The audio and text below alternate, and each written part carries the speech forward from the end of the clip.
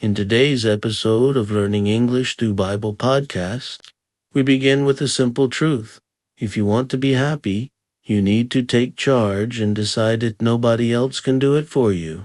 Happiness isn't just a gift reserved for a lucky few. It's a daily decision that begins the moment we wake up. Abraham Lincoln wisely said, "People are just as happy as they make up their minds to be."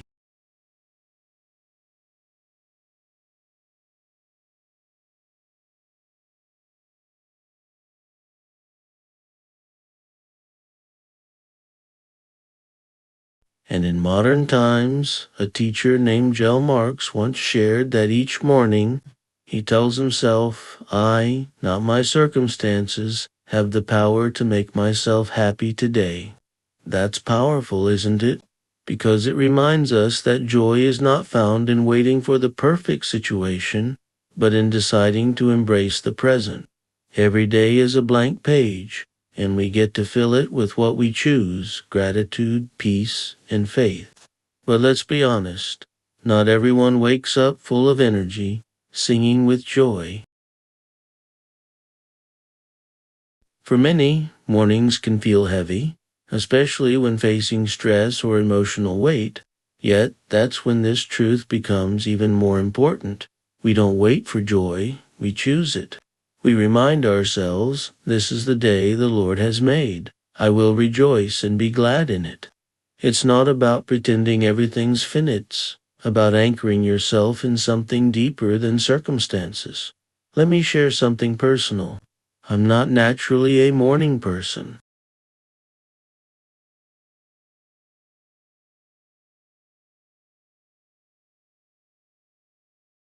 I don't wake up ready to sing songs or jump into the day with excitement. But I've learned that joy isn't about personality, it's about decision.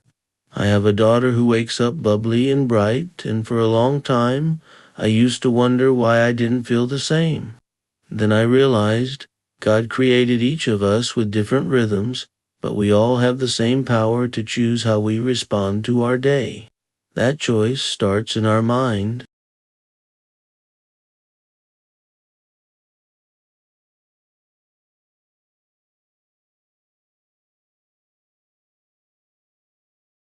If we allow our thoughts to spiral into complaints or negativity first thing in the morning, our day is likely to follow. That's why I start my day speaking the word. One of the first scriptures I speak out loud is, "This is the day the Lord has made. I will rejoice and be glad in it." Saying it out loud helps reframe my attitude. It reminds me that joy is not dependent on how I feel, it's built on truth. And that truth gives me power, even on days when I feel low.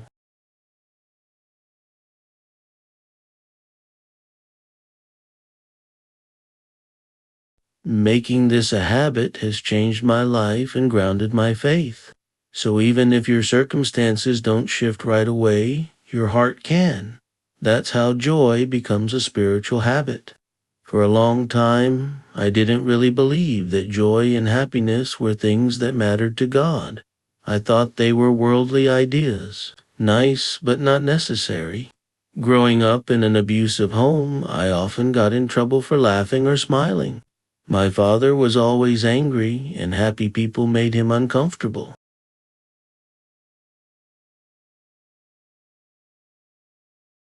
Because of that, I learned to suppress my joy.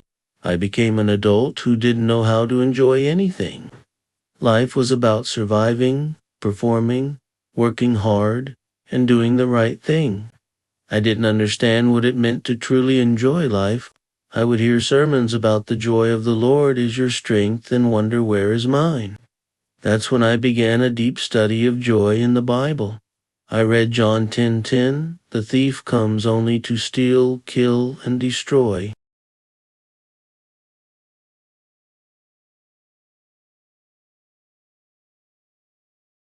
I came that they may have life and have it abundantly.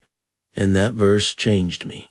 I realized God's will is for us to live abundantly, not just materially, but emotionally and spiritually too. Jesus didn't just die for our salvation. He died so we could live with freedom, joy, and peace. That truth shook me. It meant I didn't have to live in survival mode. I could actually enjoy the life God gave me. And when I began to apply this truth to my life, I saw a transformation. I began making joy a discipline, not just a feeling. I started to smile more not because everything was perfect, but because I chose to. I began to laugh at myself, lighten up, and let go of perfectionism. You don't have to wait until your problems are solved to smile. You don't have to wait for the storm to pass to have peace. You can find joy in the middle of the storm, not because of what's happening, but because of who's with you in it. Even when I failed, I stopped punishing myself.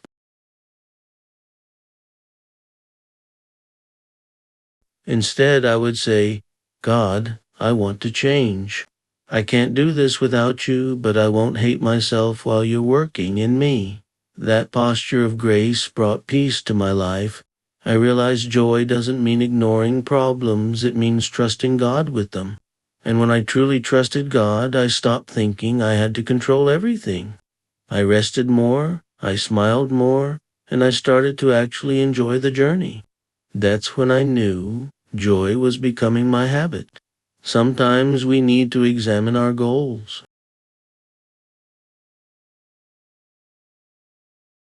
Maybe you're not happy because you're not doing what God really created you to do. Maybe you're in a job that pays well but drains your soul. I met a man once who used to be a stockbroker. He made a lot of money but wasn't fulfilled. He tried medical school for a year, still felt empty. One day he saw a job opening to manage a food pantry in a low-income neighborhood.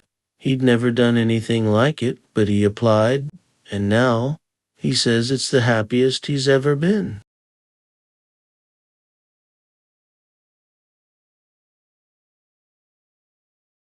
He spends his days helping people get food and feel seen, and for the first time in his life, he feels like he's doing what he was made for. That story stuck with me. It's a reminder that joy doesn't come from income, it comes from purpose. And sometimes, finding that purpose means stepping out in faith. It means being brave enough to try something new, even when it doesn't make sense on paper. God often calls us to places that look small to the world but feel big in our hearts.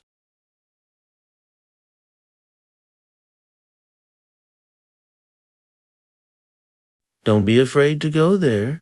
Joy might be waiting for you. And let's talk about faith because joy and faith are deeply connected. Hebrews 4 teaches us something powerful. Those who believe enter into God's rest. That means faith isn't just about believing for miracles. It's about resting in God, even when you don't understand everything. It's choosing to trust Him, even when things look confusing. I had to learn that.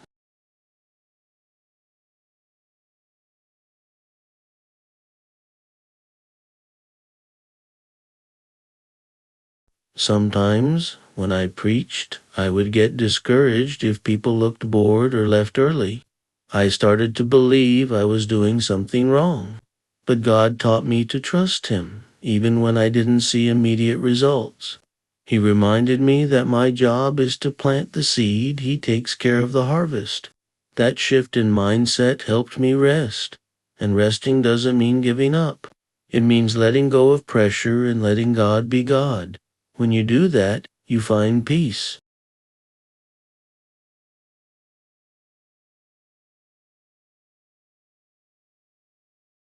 You learn to say, I believe you're working even when I can't see it. That kind of faith builds joy. It makes you strong on the inside, even when the outside feels uncertain. Finally, let's make joy a habit. Let's stop waiting for the perfect moment and start enjoying the imperfect journey. The Bible says in Romans 1:17 that we go from faith to faith. That means faith is not just a one-time event, it's a lifestyle. And as faith grows, so does joy.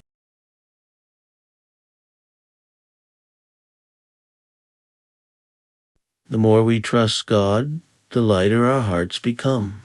Worry begins to fade, fear starts to break, and peace enters our minds like never before. Even if we don't have all the answers, we can say, God, I trust you. That decision to trust again and again is what builds lasting joy. So today, choose to laugh more, smile even when it's hard, rest in the truth that you are loved, you are seen, and you are never alone. Let faith lead you. Let joy carry you.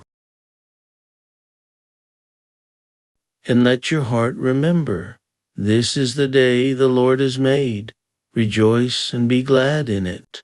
This isn't just a message, it's a lifestyle, one you can begin living right now, one joyful step at a time.